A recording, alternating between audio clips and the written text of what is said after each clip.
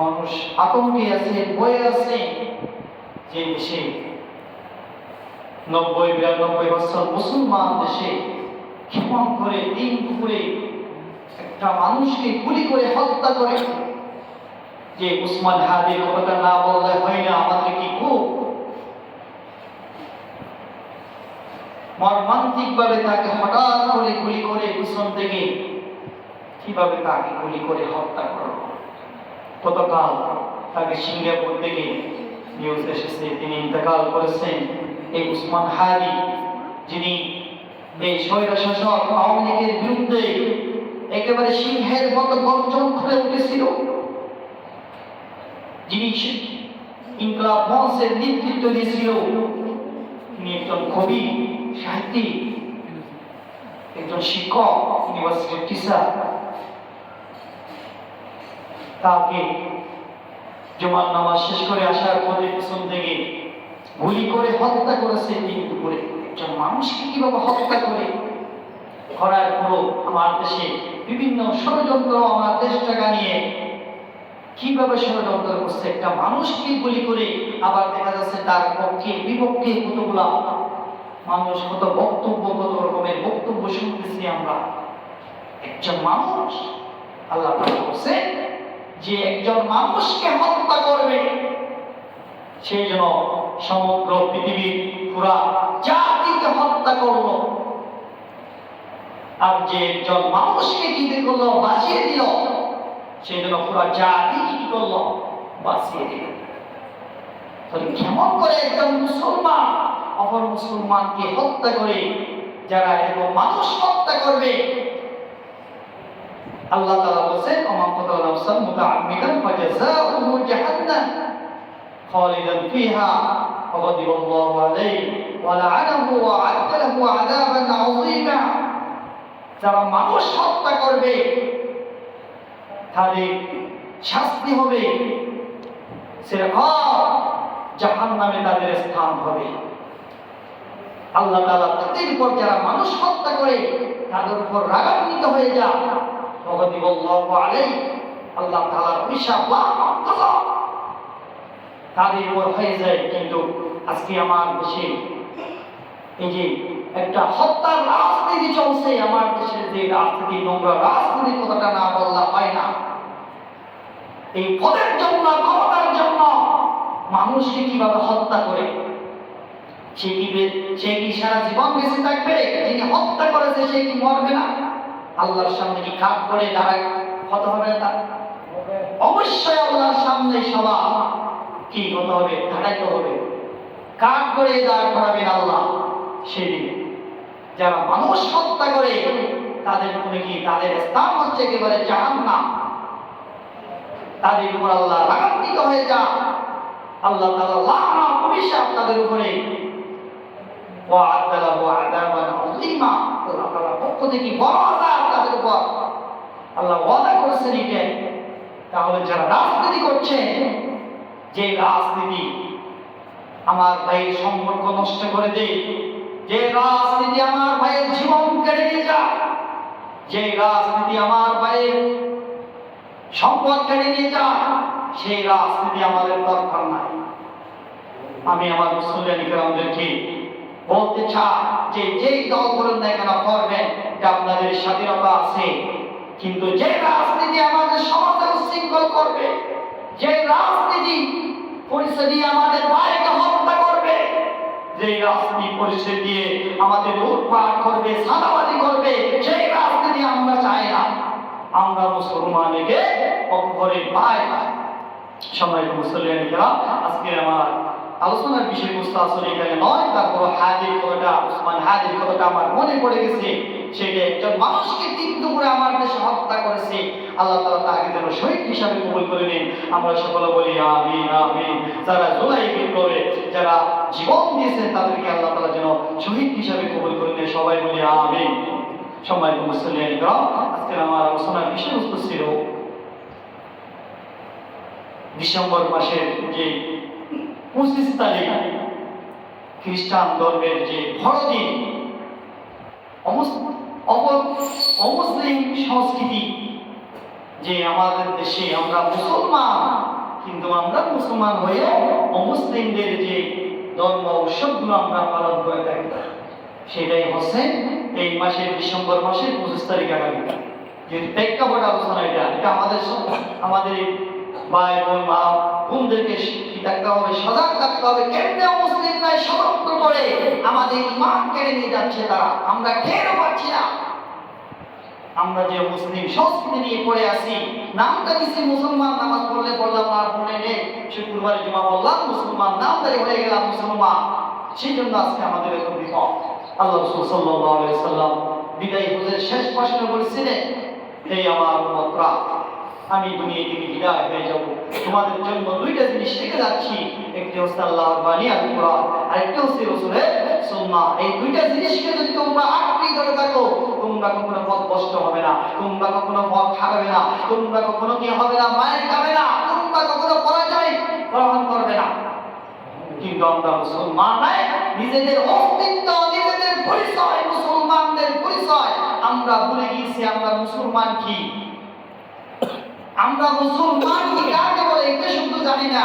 শুধু নামাজ পড়লে, রোজা রাখলে, হজ করলে, যাকাত দিলে মুসলমান হয়ে যায় কেন? এটাও তো আমাদের নাই। 15-7 নাম মুসলিম পাওয়া যায়, তাহলে কেমন করে মুসলমান দাবি করি? এমনি বড় বড় আমরা ধর্মের কথা বললে, বড় বড় ফতোয়া দিতে থাকি আমরা আলেম উলামাদের উপরে, আমরা কম জানি নাকি হুজুরদের চাইতেও। বললে তখন বোঝা যাবে আমাদের সেই তলাবাস সেগুলো চলবে না। আল্লাহ তাআলা সেই মহর মারি দেবেন মুখের মধ্যে। সম্মানিত মুসলিমরা, আমি সেই সম্পর্কে হযরত ঈসা আলাইহিস সালাম ও মরিয়ম আলাইহিস সালাম সম্পর্কে একটা আয়াত আপনাদের সঙ্গে পাঠ করেছি। আসলে সময় সংক্ষিপ্ত, আমি সম্পর্কে যেটুকু আলোচনা করতে পারি, যাতে আমি আজকে আলোচনা 20-এর মধ্যে শেষ করে দেব ইনশাআল্লাহ। যাতে আপনারা, আমি আপনাদেরকে সতর্ক করছি যারা বাড়ি করে আছে, আপনারা আসলেও নামাজ হয়ে যাবে, না আসলেও হয়ে যাবে, দেরি করা যাবে না। জাস্ট 30-এ আমরা নামাজ শেষ করবো, 20-এ আমরা আলোচনা শেষ করি, সুন্দরের জন্য সময় দেওয়া হবে। আমি একটা আয়াত আপনাদের সঙ্গে পাঠ করেছি। আল্লাহ তাআলা বলেন, ইয়া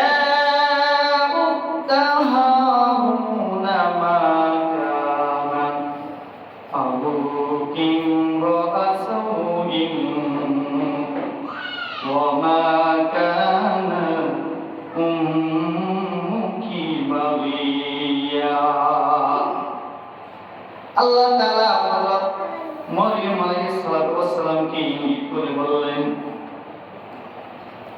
আল্লাহ তাআলা বললেন, ফাশারাত ইলাইহি ক্বালু কাইফা নুকাল্লিমু মান কানা ফিল মাহদি সাবিয়্যা। হযরত ঈসা আলাইহিস সালামকে নিয়ে এই যে বড় দিন এটা পালন করা হয়েছে, হযরত ঈসা আলাইহিস সালাম এর জন্মদিন। সেই উপলক্ষে তারা কি করে, সেই দিবসটায় যারা ইহুদি খ্রিস্টান তারা কি করে, এই দিনটা কি করে পালন করে থাকে। এই ঈসা আলাইহিস সালাম মরিয়ম আলাইহিস সালামের যে কোরআনের মধ্যে বলেছে, সূরা মরিয়ম নামে ডাইরেক্ট আল্লাহ তাআলা একটা কি দিয়েছেন, ডাইরেক্ট সরাসরি একটা সূরা আল্লাহ তাআলা দিয়েছেন পবিত্র কোরআনের মধ্যে।